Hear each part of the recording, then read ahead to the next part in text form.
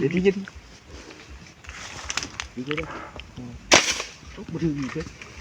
เอาครับบถือจะคนครับผม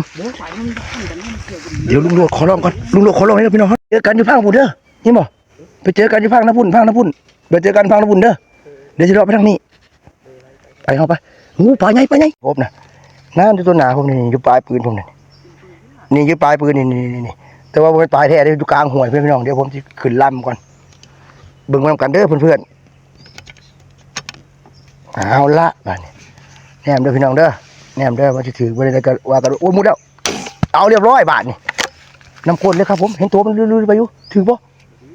โอ้ยเห็นตัวมันวืดไปอยู่ได้จริงโอ้มันลงก่อนน้อยเดียวอุ้ย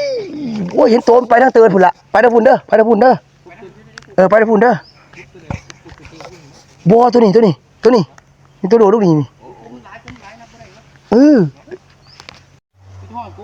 โอ้กบไหมครับผมกบไหมเนาะกบไหมเอาละสวยงามมากเลยมันวิเศษโดดแล้วพี่น้องต้องผมโดดแล้วไอพวกมันเพิ่งโดดแมน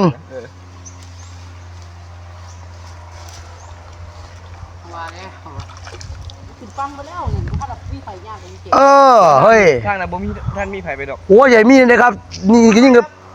ท่านน่ะบ่มียิ่งมากลายนะอะไรก็ได้กว่ามึงได้ย่างด้านนี้ก็ยิ่งอยู่มึงได้ย่างไปมันกันจึงได้ขาดออกท่านนี่ก็บางแห่งมันยังพูดท่านนี่ก็ได้นี่